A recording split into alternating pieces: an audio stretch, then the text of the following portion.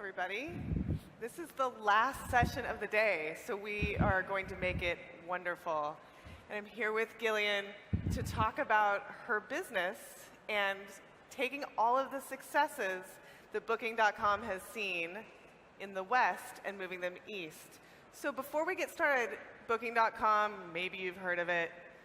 Can you tell us a little bit about what's special about how you got started? I heard that you spent very little traditional marketing money in the West. Yeah, I think it's quite unique actually, how Booking has built a global brand. Booking is not a company that traditionally has built a beautiful product, right? We are in travel. Our mission is to empower people to experience the world. But we actually started off with a very basic product. And then we really started learning from customers, right? And do a lot of experimentation as to, how do we build the best product for consumers? And we really basically only marketed that online, right? We've never even done offline advertising in the beginning, which is quite the opposite how many brands have built a global brand. And now we do offline advertising, but we're doing it the other way around. Now that we can make it a bit more data-driven, we're actually able to do more of that. So among many other things, you used Google a lot and got very good at that. Yes. And had engineers who helped you get very good at it. And then you decided to go into China. Yes. And first of all, tell me a little bit about what prompted that decision. What made you know you were ready to move east? Yeah, so I think if you think about Booking and how we've crossed borders very early on, right? I think the advantage as a company, if you start off in the Netherlands, which is such a small home country, you think cross borders very early on. And we already started translating content into many languages. We were dealing with many types of currencies, cultures. So also when you start following demand, we started to see Chinese demand very early on. So we're one of the first companies to translate all of our content for Chinese customers, right, who are traveling outside of China. So we got connected to China very early on already and have been servicing Chinese customers outbound and inbound for a long time. So what's interesting about moving the business into China is that there is no Google in China. Yes. So what did you have to change when you went in that direction? Yeah, well, yeah, a lot, right? I think if you think about the Chinese consumers, and especially for the last years, right, it's all mobile. I think if you think about China, 95% of customers actually is using the digital space via mobile devices, right? So that is of course already a different dynamic than you would see anywhere else in the world. Then you need to be very localized, and localization for Booking we've been very localized, but it's China. We have products and marketing teams sitting locally because you need completely different approaches in China. So localization for us got a completely different meaning in China. Then there's this intense buying moments, right, which we all know that, and for travel you have two moments in the year where it's quite intense, which is the Chinese New Year and you have the Golden Week, right? So this is where Chinese customers all are traveling, so you need to be ready for that. So there's a lot of differences that you see when you go into China. Do you do localization within China? Do you have different local teams in different regions in China, specializing in different cultural moments? And localization in China is extremely important. I don't know if you've seen the data from Alibaba that I think, if you think about last year, 50% of customers actually bought through localized content and localized offers. So if you think about that, that's how Chinese customers basically how they buy. So if you're not localized, it's very, very difficult in China. So you see all of these differences. And then if you think about platforms like WeChat, who are not the same, right, as what we see out here, they're complete ecosystems, right? So we also had to develop a WeChat mini app for Booking.com. But so there's all these differences that you need to think about. I'm curious if you've learned things working in the Chinese market that you've been able to bring back to other markets you already were successful in. Yeah, so I think Asia as a whole, you do so much learning. And I think it's very important that people are very open to go out there and learn and to see what works, especially if you think about how they interact with mobile devices, and that's something that you will see a lot of these developments you see back here as well. So that's something that for us has been always extremely important. I hope that in the future can develop maybe even products that we can move over here. We haven't done that yet, but I'm sure in the future that will come as well. So we have a couple of questions coming in, and I see a good one that has to do partially with localization, but also about hiring in general. Yeah. The question is, what kind of people are working for Booking.com, and do you think that Booking.com hiring processes are non-objective, or how do you keep them objective in different markets? Sorry, I didn't understand it completely. The question is, how are your hiring practices, I'm just going to summarize, but different depending on the market, or are they? Oh, so you mean different qualities in people that we hire, different per market? Yeah, I think if you think about product development in Booking, we mainly do most of it out of Amsterdam, so we're very centralized in that sense for product and tech. We have a development center in Tel Aviv and one in Shanghai. So I think overall we do the same things, right? But then Shanghai develops really products for the Chinese market and for Chinese marketing channels. So that's the difference, but overall you will see the same type of people. And Tel Aviv is much more focused on machine learning and AI. When you have so you've built out in China, you have these experiences, and now you're probably looking at, or have already looked at, lots of different Asian markets outside of China. Yes. Are you finding that the work you've done in China is applicable in other Asian markets, or do you need to rethink with every market? Yeah, I think if you move into Asia, we've learned that every market has specifics. So there's not a single market in Asia that would operate the same. That's also what makes Asia pretty complex. And so we have different type of challenges in all of these markets, but of course there's also similarities, but there's many differences as well. If you think about India, Indonesia, right, and then Southeast Asia, but we are operating in all of these countries in Asia with Booking.com. Can you tell us a story or about a surprising moment, something that really changed the way you thought about your business as you were moving into these Eastern markets? Yes, so I think one thing that we've learned, we deal with hotels, right? And we've learned that we were wondering why people often book so last minute in Asia. And then we've learned that cities in Asia are so crowded that people actually, when they travel back home, sometimes the travel time is so big that they actually decide to stay in a hotel. And we've never realized that that's actually a choice people make. And that's why we started thinking about, okay, what type of properties do people then use, right? And then you think about capsule hotels in Japan, right? So, but that's all because of that dynamic and these cities that are so crowded. So that's something that we've learned that is very specific in Asia, for instance. One question came in from the audience asking if Airbnb is your main competitor. And it's a good question. It's a very straightforward one. Yeah, so Airbnb is a bit smaller than Booking.com, so I wouldn't say it's our main competitor, but in the segment of homes and apartments, of course, Airbnb is a competitor.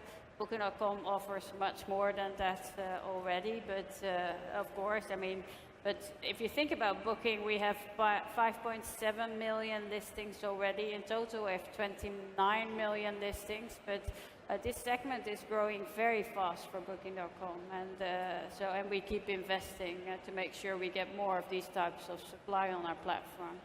It's an exciting time. So as you're thinking about the successes that you've had, yes. What surprising new directions might Booking go? Are there new partnerships that are important to you? Yeah, I think if you think about Asia, we recently announced a partnership and an investment in Grab, We've done the same with Didi earlier this year. So we've always learned, and it's very important that, of course, also we're developing our own products and we're developing our own customer base, but it's also very important to cooperate together with companies. And I think in travel you see that even more, because if you think about the whole trip that people take, there's so many companies that play a role in that trip. So finding these type of cooperations are very important. And with Grab and Didi, it actually enabled us to bring transportation to customers on Booking, and vice versa. We can offer our product to customers of these type of platforms, which are big platforms in Asia. So, and we've done the same with Ctrip. We've had an investment in Meituan as well. So it's important to think about that part as well. Sure. And as you think about those partnerships, and then you also think about the practices that you established when you first started Booking, I'm specifically interested in things like user reviews, which I think are really well established in the West. They're very important for any sort of marketing of a reservation system. How do you take sort of Western best practices and move them east? Do you keep your policies the same? Yeah, well, concerning reviews, we do. We've always believed that it's very important that the reviews that people see on our products are reviews from customers that have actually stayed in these properties. We want to make sure that we bring as much relevant content as possible to customers. And Booking.com has always been a company that wants to make sure what your expectations are as close as possible to reality. And customer reviews are a crucial part of doing that well. And that is not changing anywhere in the world how we look at that. And I also think in Asia, Booking has an advantage because of the quality we've already built. So I think it would be a shame if we would think in Asia we can use different type of practices and consumers might not value reviews. I don't think that that's the case. Do you think that attitudes in Asia about things like user reviews are changing as a result of Booking and other similar businesses who are bringing different approaches in? Well, I know there's different behaviors there, that actually people get paid for reviews. There's all kind of different type of practices out in Asia. I'm not sure if that is changing. But I think at some moment it will, right? Because at some moment, I'm pretty sure once also these companies have much more reviews, then they might also think about what's now best for consumers. Interesting. So that's my hope. So I know that there are a lot of people in the audience who are thinking about their own businesses and their own strategies, especially in regards to Asia.